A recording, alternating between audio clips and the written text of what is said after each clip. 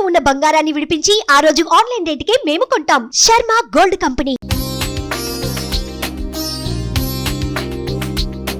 Present నాతో పాటు rocking Rakesh 2.0 మా మేనకోళ్ళు ఉందన్నమాట. సో ఒకసారి వెళ్ళి రాకేష్ సుజాత ఈ సినిమా కోసం పడ్డ కష్టాలు ఏంటో వాళ్ళ మాటలో తెలుసు. నమస్తే రాకేష్ గారు అండ్ నమస్తే సుజాత గారు. ఏంటి సడన్ గా ఒకసారిగా మా చెల్లెల్ని కూడా ఈ గెటప్ లో నేను చూస్తానని ఎక్స్పెక్ట్ చేయలేదు. ఎన్ని రోజుల నుంచి చేస్తున్న పనికి దేవుడు ఖచ్చితంగా అండ ఉన్నది. కానీ ఇంత పెద్ద సినిమా పాలు తాగే పసిపాపని కూడా తీసుకొచ్చుకొని మధ్య మధ్యలో ఫీడింగ్ ఇచ్చుకుంటూ ప్రమోషన్స్ చేసుకుంటూ ఇద్దరు బిడ్డల్ని మోస్తున్నారు.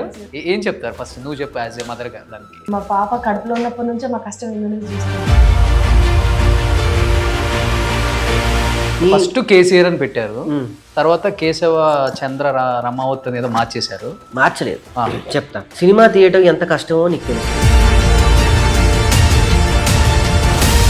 ఇంత ముందు ఫస్ట్ లో చూసిన పోస్టర్స్ అన్ని కేసీఆర్ ముందుకుంది, నేమ్ వెనక్కి కనపడింది. కేసీఆర్ వెనక్కుంది, నేమ్ ముందుకు కనపడుతుంది. అది నా ఏం, కేసీఆర్ ని కలవాలనేది నా ఏం. కేసీఆర్, ఎన్టీఆర్, ఏఎన్ఆర్, కేటీఆర్, ఎంజీఆర్. ఇప్పుడు మరి అంతమంది పేర్లు చెప్పావు, ఇది పొలిటికల్ సినిమా కాకపోతే ఇప్పుడు ప్రెసెంట్ ఉన్న సీఎం గారి పేరు ఎందుకు చెప్పలేకపోయావు? ఎవరు? రేవంత్ రెడ్డి గారు. అయ్యా టీవీఎస్ చాలా మంది నిన్ను ట్రోల్ చేశారు. డబ్బు కోసం చేస్తున్నాడు రాకేష్ ఈ సినిమా, బీఆర్ఎస్ పార్టీ నుంచి ఫండ్ గట్టిగానే లాగాడు, 3.5-4 కోట్ల దాకా లాగాడు. ఇప్పుడు మాల్లో ఉన్నావు కాబట్టి, మాల్లో ఉన్నప్పుడు ఎవరు అబద్ధాలు చెప్పరు కాబట్టి ఏంటి దానికి ఏం చెప్తావు సమాధానం? సరే, నేను మాల్లో ఉండి అబద్ధం చెప్తా. జీవితం ఏంటో నువ్వు చెప్పు. నీకు ఫోన్ చేసి ఒక రాత్రి ఎంత అడిగాను? ఈ సినిమాలో కనుక ఒక 4-3 కోట్లు పెట్టుంటే ఈ సినిమాని ఇంకో రేంజ్ లో తీసి ఈ పాటికే నేను 6 అవార్డులు తీసుకొచ్చేసేవాడిని. సో ఈ సినిమా కోసమేనా జబర్దస్త్ మానేసింది? ఇప్పటికీ చెప్తున్నా, మల్లెమాలలో నన్ను. సో ఈసారి రోజా గారు మీరిద్దరు ఒకేసారి ఎంట్రీ ఇస్తారా? ఆమె కూడా వస్తారని చెప్పి ఒక టాక్ ఉంది. ఇప్పుడు వస్తే కథ వేరుంటది, కథ వేరుంటది.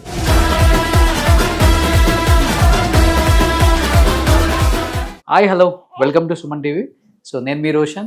సో ప్రజెంట్ నాతో పాటు రాకింగ్ రాకేష్ 2.0 మా మేనకోళ్ళు ఉందన్నమాట. ఎందుకంటే ఇంట్రో ఎక్కడ తీసుకుంటున్నాను నేను, నిజంగా సినిమా వాళ్ళు పడే కష్టాలు అన్నీ ఇన్ని కాదండి.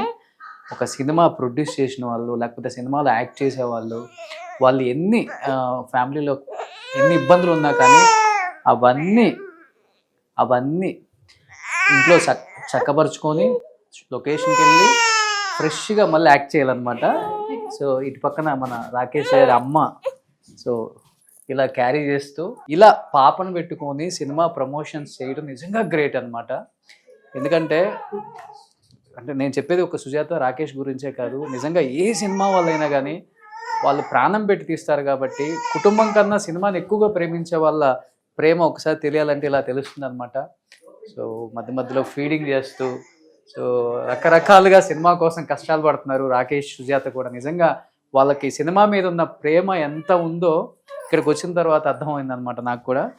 అండ్ ఆ సినిమా కోసం నాకు తెలిసినంత వరకు వాళ్ళు సర్వస్వం పెట్టారు. సినిమానే ప్రాణంగా ప్రేమించే సుజాత రాకేష్ సో సినిమా తప్పితే ఏం లేదు మాకు, సినిమానే జీవితం అనేలాగా అన్ని రకాలుగా కష్టపడుకుంటూ ఒక స్థాయికి వచ్చిన వ్యక్తుల్లో ఎవరైనా ఉన్నారు అంటే అది చిన్న ప్లాట్ఫామ్ నుంచి ఈ ప్లాట్ఫామ్ మీదకి వచ్చిన వాళ్ళలో ముఖ్యంగా టాప్ 5లో రాకేష్ గురించి సుజాత గురించి ముఖ్యంగా చెప్పుకోవచ్చు. సో చూస్తున్నాం కదా, సో సుజాత మధ్య మధ్యలో వచ్చి పాపకు ఫీడింగ్ ఇచ్చుకుంటూ ప్రమోషన్స్ చేసుకుంటూ ఆ సినిమా కోసం ఎంత కష్టపడుతున్నారో. సో ఒకసారి వెళ్ళి రాకేష్ సుజాత ఈ సినిమా కోసం పడ్డ కష్టాలు ఏంటో వాళ్ళ మాటలో తెలుసుకుందాం. నమస్తే రాకేష్ గారు అండ్ నమస్తే సుజాత గారు. సో ఏం అడగలేమన్నమాట ఈరోజు స్వాముల్ని. సో మీరు అనుకునే కాంటెంట్ అయితే లేదు.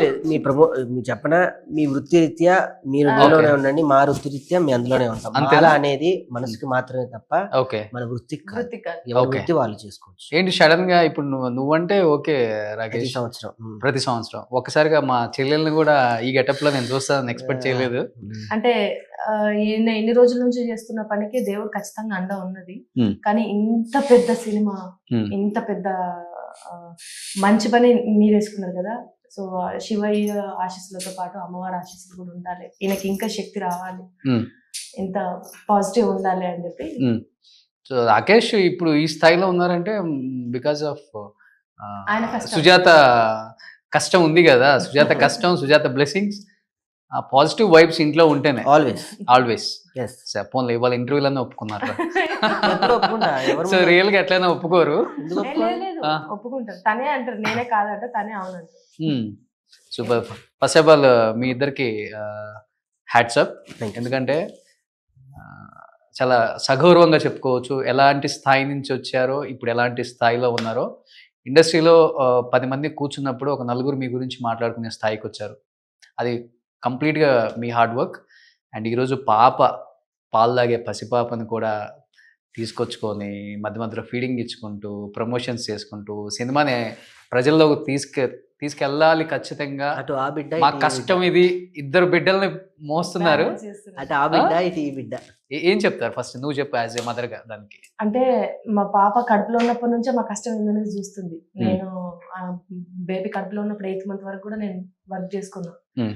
పుట్టేటప్పుడు మాత్రం నేను ఎంత చాలా అంటే చాలా ఆబ్వియస్లీ ఒక తల్లికే తెలుస్తుంది బిడ్డ బయటకు వచ్చినప్పుడు ఆనందం ఏంటిది, ఎంత హ్యాపీగా ఫీల్ అయింది అని చెప్పి. నేను అప్పుడు ఎంత హ్యాపీగా ఫీల్ అయినానో ఇప్పుడు ఈ బిడ్డ బయటకు వస్తున్నప్పుడు కూడా అంతే హ్యాపీనెస్ ఉంది మాకు. ఎందుకంటే ఈ సినిమా బయటకు రావడానికి ఈయన ఆల్మోస్ట్ ఒక సంవత్సరం అని బయట జనాలకు తెలుసు, కానీ 1.5-2 సంవత్సరాల దగ్గర నుంచి స్టోరీ మీద కూర్చొని ఈ స్టోరీకి బ్యాక్గ్రౌండ్ అదంతా కూడా చేసుకొని సినిమా కొన్ని కారణాల వల్ల మధ్యలో ఆగిపోయి మళ్ళీ బయటకు రావడానికి ఈయన ఎంత కష్టపడినాడో నేను దగ్గరికి వెళ్ళి చూసాను కదా.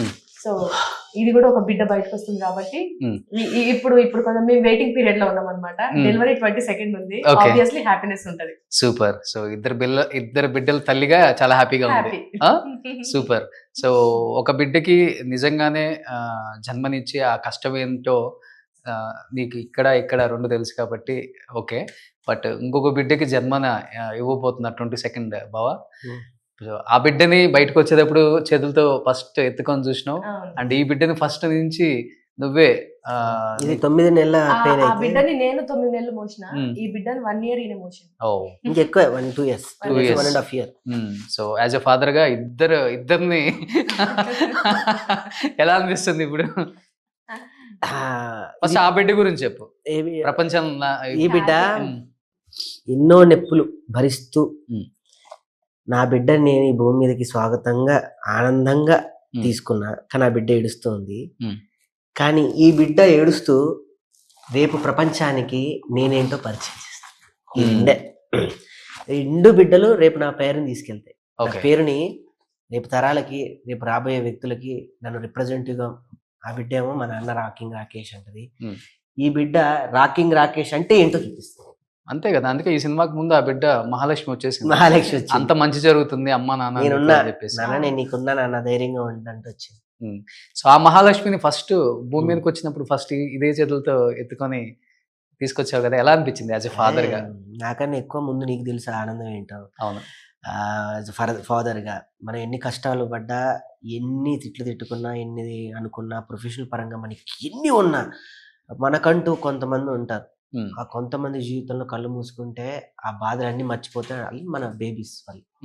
అంటే మన సోల్ అనొచ్చు, లేదా మన హార్ట్ అనొచ్చు, మన బ్లడ్ అనొచ్చు. అంటే విలువ కట్టలేని వెల కట్టలేని ఆస్తులు మనకు వాళ్ళు.